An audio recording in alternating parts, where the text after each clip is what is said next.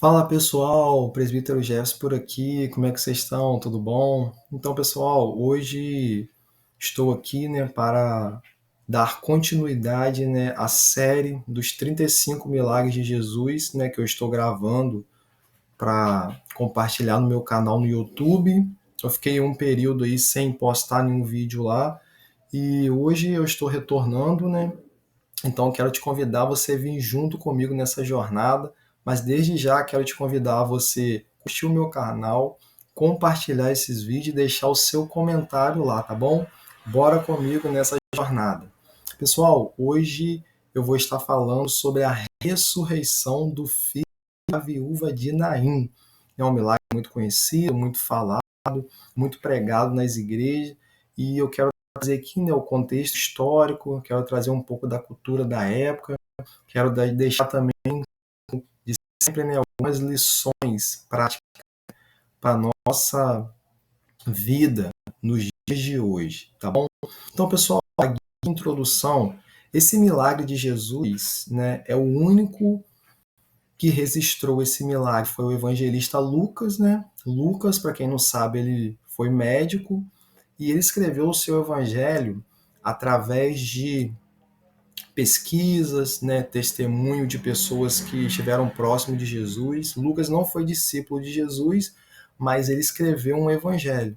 E esse milagre da ressurreição do filho da viúva de Naim, ele está registrado apenas no evangelho de Lucas, tá bom? E Lucas, falando assim especificamente, ele escreveu o seu evangelho, para os gregos, tá? Então, no capítulo 7, do versículo 11 ao 17 está registrado esse milagre. Eu vou estar lendo aqui, e logo em seguida a gente vai estar falando um pouco aqui sobre o milagre, tá bom? Então, Lucas capítulo 7, do versículo 11 ao 17, diz assim: Logo depois, Jesus foi a uma cidade chamada Naim, e iam os seus discípulos, e uma grande multidão. Ao se aproximar da porta da cidade, estava saindo o filho único de uma viúva, e uma grande multidão da cidade estava com ela. Ao vê-la, o Senhor se compadeceu dela e disse: Não chore. Depois aproximou-se, tocou, e os que carregavam pararam. Jesus disse: Jovem, eu lhe digo, levanta-se. Ele se levantou, sentou-se e começou a conversar. E Jesus o entregou à sua mãe. Todos ficaram cheios de temor e louvaram a Deus. Um grande profeta se levantou entre nós, diziam eles. Deus interveio em favor do seu povo. Essas notícias sobre Jesus espalharam-se por toda a Judéia e região circunvizinhas. Então, galera, aqui está registrado, esse grande milagre, muito conhecido, muito falado, aquele encontro que Jesus ele tem, com essa mulher que era uma mulher viúva, e estava indo enterrar o seu único filho. E Jesus tem um encontro com ela ali, antes de sair da porta da cidade, e Jesus ele ressuscita o filho daquela mulher, entregando a ela a esperança novamente, entregando a ela a perspectiva de vida novamente. Então nós vamos falar aqui, um pouco, sobre este milagre. Nós vamos começar falando aqui um pouco do contexto, Porque quando nós olhamos para o capítulo 6, nós vamos ver que Jesus, estava com seus discípulos no campo e eles comeram, espigas de milho, E muitos fariseus ali foram, para Jesus, perguntar a ele por que eles estavam fazendo aquilo num dia de sábado, porque eles estavam descascando, espigas, com as mãos no dia de sábado, porque para os fariseus o sábado era um dia sagrado, consagrado a Deus, que eles não poderiam trabalhar. E Jesus ele ali dá uma explicação aos fariseus, sobre o maior mandamento, sobre a preservação à vida. Então, depois desse fato, Jesus vai para a sinagoga, em outro sábado também, e ali tinha um homem, com a mão mirrada. Jesus curou, esse homem também. E depois desse milagre, Jesus ele continua ensinando, seus discípulos, e uma grande multidão seguia Jesus.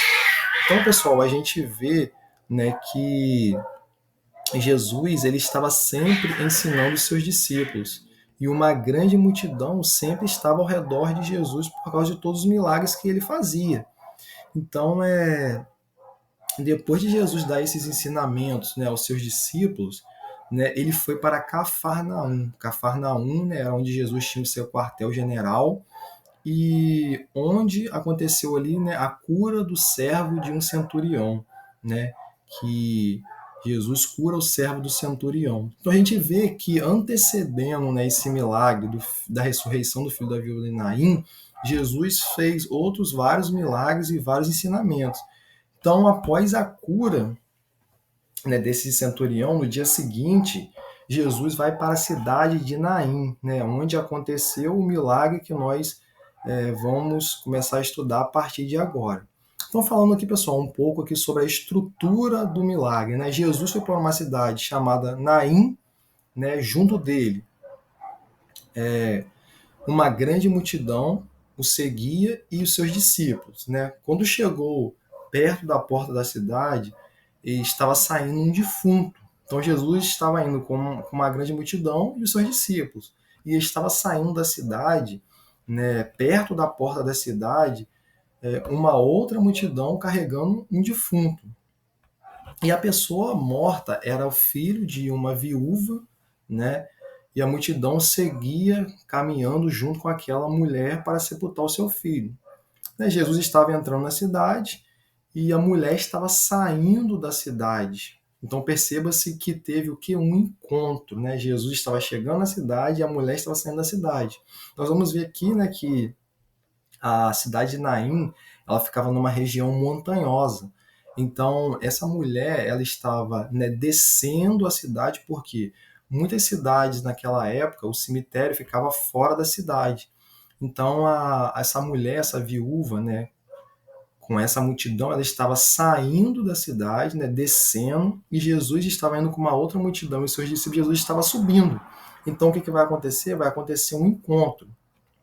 Nós vamos ver aqui que Jesus, vendo isso, né, a situação que aquela mulher estava passando, a Bíblia diz que o Senhor moveu-se de íntima compaixão por ela e disse: Não chores. Então, nesse encontro, Jesus disse para ela: Não chores, né? Jesus foi lá, tocou no esquife, né, no caixão e disse: Jovem, a ti te digo, levanta-te. E o jovem morto ressuscitou e ele se assentou e começou a falar. Então, nesse momento, o que acontece? Vai acontecer o milagre, né?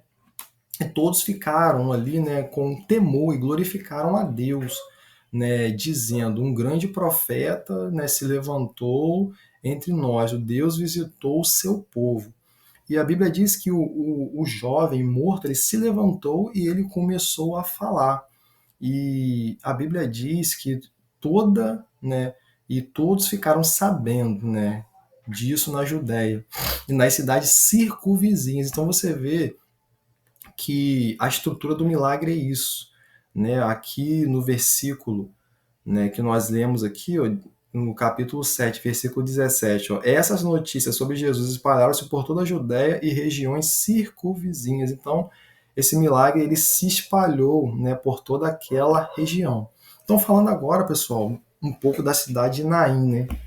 Naim ficava aproximadamente 50 quilômetros a sudoeste de Cafarnaum, e Naim ficava 200 metros, né, acima do nível do mar, ou seja, exigindo, portanto, uma árdua subida acima para chegar na colina para chegar até a cidade. Então, Naim ela ficava numa montanha.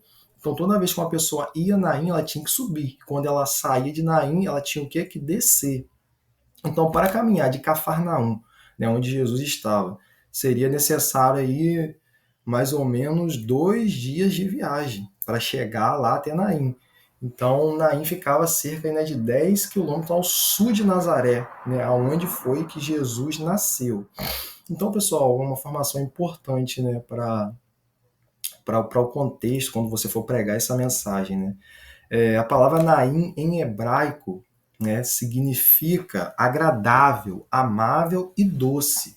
Tá? A palavra hebraica para Naim é isso, agradável, amável e doce.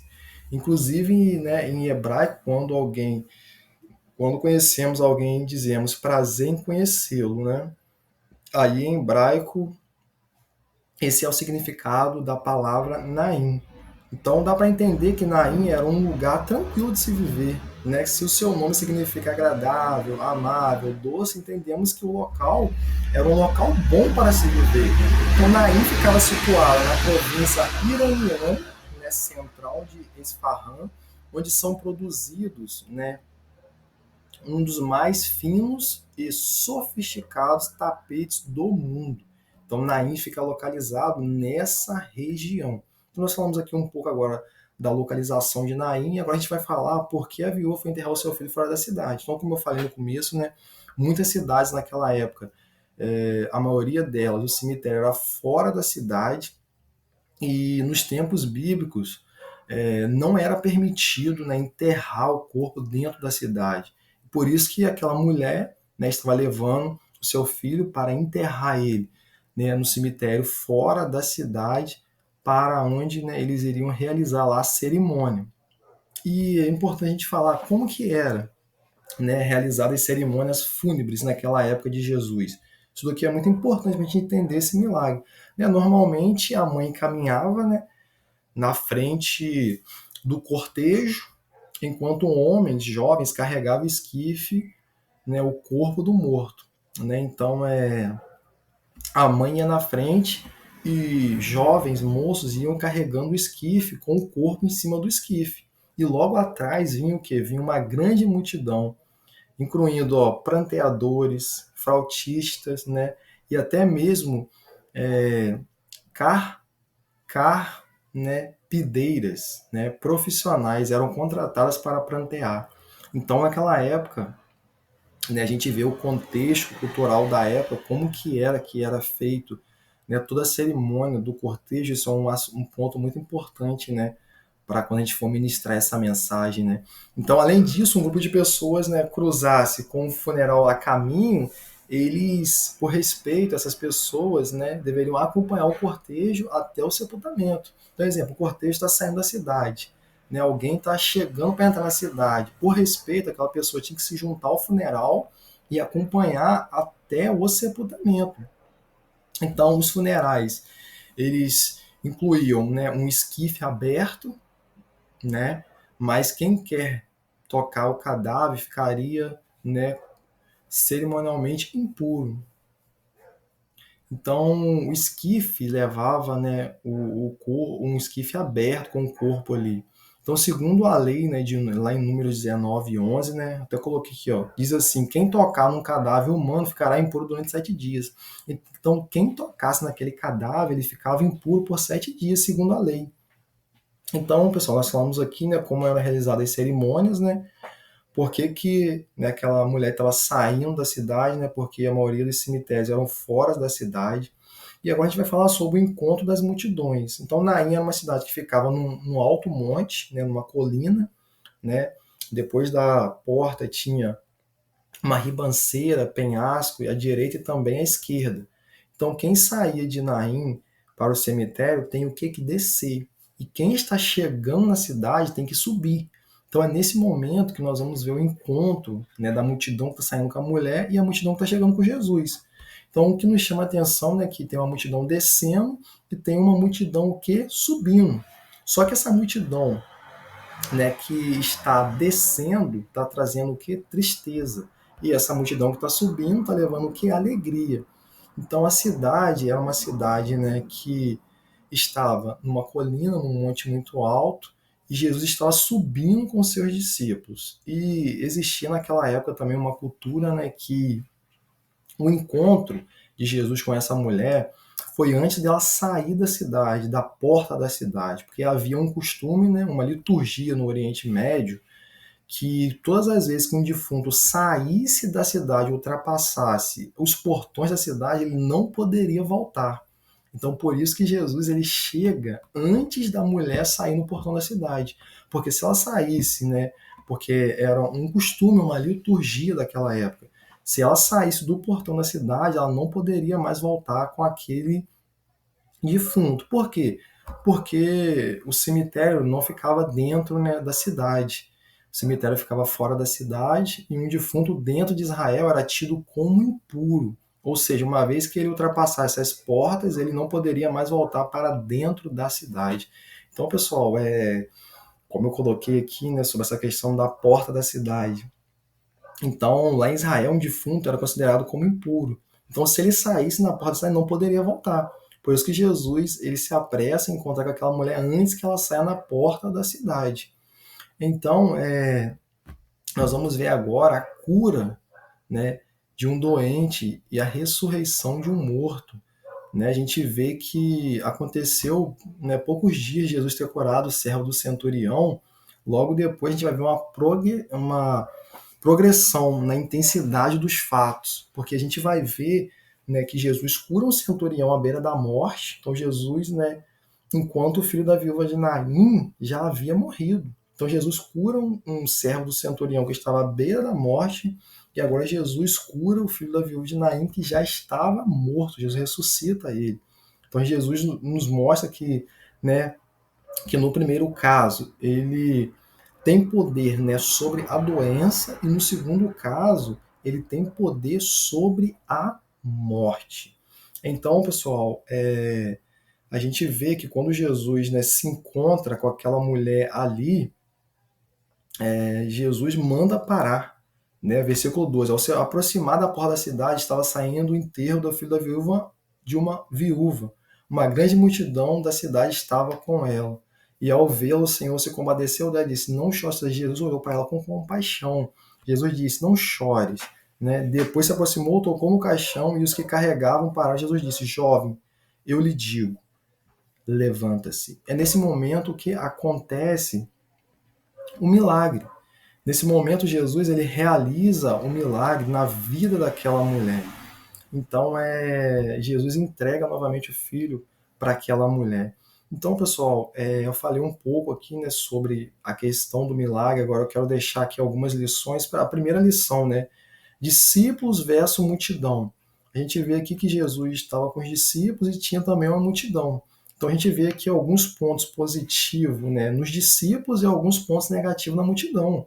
Ó, capítulo 7, versículo 11. Ó, logo depois Jesus foi a uma cidade chamada Naim, com ele e os seus discípulos e uma grande multidão.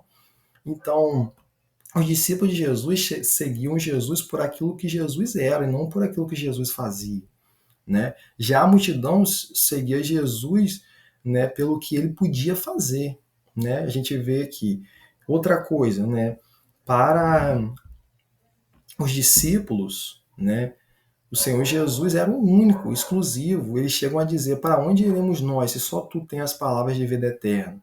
Mas a multidão queria que Jesus operasse o quê? Milagres. Né? Os discípulos, eles queriam ficar com Jesus o tempo todo. A multidão só queria ficar com Jesus enquanto era o que é conveniente para eles. Então a gente aprende nessa lição aqui, né, que nós devemos imitar os discípulos de Jesus. Nós não devemos aproximar de Jesus por aquilo que ele pode nos proporcionar. Nós devemos aproximar de Jesus por aquilo que ele é na nossa vida. Então essa é a primeira lição que eu queria deixar aqui, né? Porque com esses parâmetros nós conseguimos identificar que somos servos de Jesus, apenas um seguidor que está, e não apenas um seguidor que está entre a multidão. Nós somos servos de Jesus Cristo, não apenas um seguidor que está entre a multidão, igual aquela multidão. Né? Segundo, o encontro das multidões. Né? No versículo 12 diz, né, que havia uma multidão descendo, né, saindo, e uma multidão subindo. E nesse momento acontece o que? O encontro das multidões. Interessante que houve um encontro, né, entre duas multidões. A primeira seguia Jesus e a segunda seguia a mulher, né, com o filho morto. A primeira trazia o que? Vida. E a outra carregava o que? Morte. Isso nos faz refletir, irmãos, que em qual multidão nós estamos? Naquela que carrega milagre, cura, salvação, libertação, ou naquela que carrega morte, né? É um ponto que nós temos que refletir, né? Podemos comparar isso com o que? A igreja e o mundo. O mundo, principalmente esse século XXI que nós estamos vivendo, é um mundo que carrega o que? Morte, violência, guerras, né? destruição. O mundo atual só carrega isso. Mas a igreja, né, como a principal, né, agência de Deus aqui na Terra, ela carrega o que? Cura, ela carrega o que? Salvação, ela carrega milagre. E fica um ponto aqui de interrogação. Em qual multidão nós estamos? Né? Na multidão da igreja, né, que carrega cura, salvação, libertação, ou na multidão do mundo, né, que carrega, né, morte, que carrega violência. Então a gente vê aqui, né, que muitas pessoas, né, estão na igreja, mas não são igreja. Né? Se você tem um desejo de crescer espiritualmente, esteja em volta de pessoas espirituais que desejem crescer, né? Que deseja estar melhorando a cada dia. Né? A gente tem que saber selecionar o ambiente que a gente frequenta, pois isso pode impactar, né, irmãos, na nossa caminhada, na nossa vida, na forma direta que nós lidamos, né, com as pessoas que estão em nossa volta. Então, essa segunda lição que eu deixo aqui, né, encontro de duas multidões.